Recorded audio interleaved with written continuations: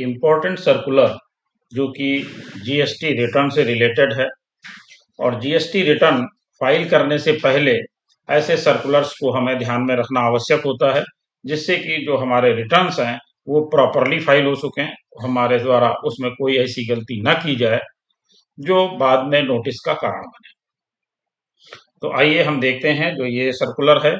उससे पहले एक छोटी सी रिक्वेस्ट कि अगर आपने अभी तक चैनल सब्सक्राइब नहीं किया है तो कृपया जरूर सब्सक्राइब कर लें। ये नोटिफिकेशन क्या कहता है, सर्कुलर जो है वो क्या कहता है, जो डिपार्टमेंट को टैक्स का ट्रांसफर होता है, यानी सेंट्रल गवर्नमेंट के द्वारा जो स्टेट गवर्नमेंट को टैक्स का ट्रांसफर किया जाता है, उसमें दिक्कत आ रही है, इस वजह से ये सर्कुलर जारी किया गया है। क्या दिक्कत आती है और हमारे द्वारा क्या गलती हो रही होती है जिसके कारण डिपार्टमेंट हमें नोटिस दे सकता है, वो ये है कि जो short settlement of transfer of funds है, वो short settlement of transfer of funds क्यों होता है? क्योंकि जब हम अपना जीएसटीआर 3B फाइल करते हैं तो उसमें जो इंफॉर्मेशन होती है वो प्रॉपर तरीके से हमारे द्वारा जीएसटीआर 3B में नहीं दी जाती है। यानी जीएसटीएन पोर्टल पे जो जीएसटीआर 3B हमारे द्वारा फाइल किया गया है, उसमें जो हमारे द्वारा इंफॉर्मेशन दी गई है वो प्रॉपर तरीके से नहीं दी गई है। तो उसको कैसे देना है और उसमें क्या ध्यान रखना है जिससे गलती ना हो पाए, उसको देखते हैं। It has come to the notice that in some instance the taxpayer have not disclosed ineligible ITC in GSTR 3B.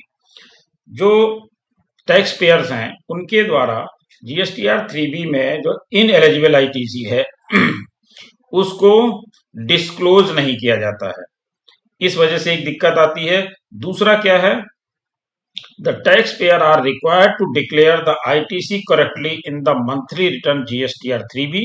अब रिटर्न चाहे हमारा मंथली हो चाहे क्वार्टरली हो, ये दोनों पे लागू होगा कि हमें उसमें जो इंफॉर्मेशन देनी है वो प्रॉपर होनी चाहिए। अब यहाँ पर एक चीज तो ये है कि जो हमारी इंफॉर्मेशन है उसमें हम इनएलिजिबल आईटीसी जो है प्रॉपर कॉलम में नहीं देते। दूसरी चीज क्या है, the eligible ITCs are to populated in table 4 of GSTR 3B. किसमें आती है? GSTR 3B की टेबल 4 में हमारी एलिजिबल आईटीसी ऑटो पॉपुलेट होती है, लेकिन ऑटो पॉपुलेट होने के साथ साथ वो एडिटेबल भी है, यानी टैक्स पेयर उसको एडिट कर सकता है। तो उसको बाइफर्केशन करने के लिए या उसमें अगर गलत इंफॉर्मेशन है उसको सही करने के लिए टैक्स पेयर उसको एडिट कर सकता है, यानी उसको एडिट करके प्रॉपर इंफॉर्मेशन यानी करेक्ट इंफॉर्मेशन देनी चाहिए। In this context, attention is drawn towards the provisions of Rule 42 or as the case may be Rule 43. यानी Rule 42 और Rule 43 का भी हमें ध्यान रखना है कि जब हमें इसके अंतर्गत आईटीसी का रिवर्सल करना होता है तो वो रिवर्सल हम प्रॉपर टेबल में करें। क्या कह रहे हैं ये? Wherein the taxpayer have to report the reversal of ITC in table 4B1 and any other reversal or reversal as per the provisions of Rule 37 shall be reported in table 4B2. तो जो reversal हमें rule 42 और 43 के आधार पर करना है उसे हमें जीएसटीआर 3B की टेबल 4B1 और 4B2 में करना चाहिए। अगर हम उसको नेट लेकर के चलते हैं, ग्रॉस में से सारी रिवर्सल माइनस कर लेते हैं और उसको माइनस करने के बाद जीएसटीआर 3B की टेबल 4 में दिखा देते हैं, वो गलत है। हमें उसको बाइफरकेट करना है, यानी टेबल 4 में टोटल नहीं दिखाना है, टेबल 4 के B1 में और टेबल 4 के 4B2 में बाइफरकेट करना है। इसके अलावा दूसरी बात जो है वो क्या है, moreover the ineligible ITC as per the provisions of section 17 subsection 5 has to be reported in table 4D1, whereas the table 4D2 shall include the ineligible oblique blocked credit as per the provisions of section 17 subsection 4 of the CGST. तो जो हमारी ITC ineligible है या blocked ITC है उसको भी हमें table 4D1 या टेबल 4D2 में ले जाना है।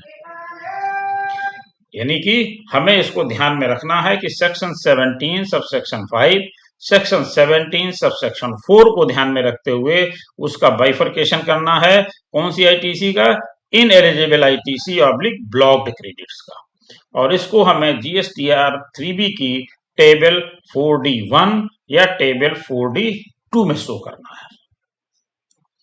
इसके अलावा ये क्या कह रहे हैं? Act railway rule 38 and shall also include other ineligible ITC like ITC availed wrongly in the provisions period etc.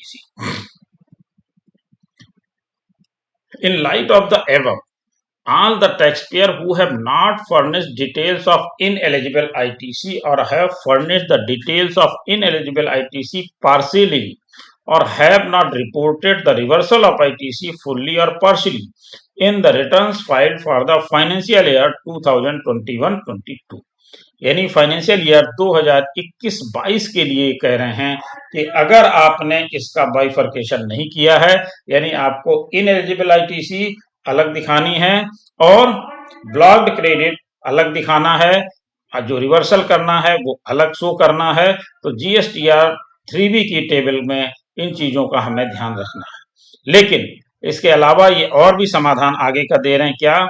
shall report it in the annual return to be filed in GSTR 9, whereas for the financial year 2022-23. अब अगर आपने इसको report नहीं करा है अपने GSTR 3B में, तो आप इसको जीएसटीआर 9 में रिपोर्ट कर सकते हैं। The details of ineligible ITC और partial details of ineligible ITC और reversal of ITC which had not been reported fully और partially shall be reported in the subsequent GSTR 3B to be filed by giving net effect in this return. तो अगर आपने नहीं अभी show किया है तो अपने नेक्स्ट जीएसटीआर 3B में, सब्सिक्वेंट जीएसटीआर 3B में इसको दे सकते हैं, जीएसटीआर 9 में दे सकते हैं, लेकिन इसको आपको बाइफरकेट करना जरूरी है। Therefore, the taxpayer must ensure that they follow the guidelines of the circular precisely and file the subsequent periodic returns in GSTR 3B correctly. तो इन्होंने अपेक्षा की है कि आप GSTR 3B सही फाइल करेंगे, अगर मिस्टेक हो गई है तो उसको आप करेक्ट भी करेंगे। इसी के साथ बात कर लेते हैं जीएसटीआर 3B जो कि मंथली थे, उनकी तो 20 अप्रैल 2022 डेट थी, और जो हमारे क्वार्टरली हैं उनकी 22 अप्रैल और 24 अप्रैल है स्टेट वाइज, तो स्टैगर्ड मैनर में किया गया है। तो जिसकी 22 अप्रैल पड़ रही है उनको भी ध्यान रखना है, और जिनकी 24 अप्रैल डेट है उनको भी ध्यान रखना है कि अपना जीएसटीआर 3B फाइल करने से पहले इन चीजों को जरूर से जरूर इंश्योर कर लें। इसके अलावा जीएसटीआर 4 की भी हमारी लास्ट डेट बहुत निकट है, 30 अप्रैल 2022, तो हमें जीएसटीआर 4 की भी प्रिपरेशन करनी है। Thank you.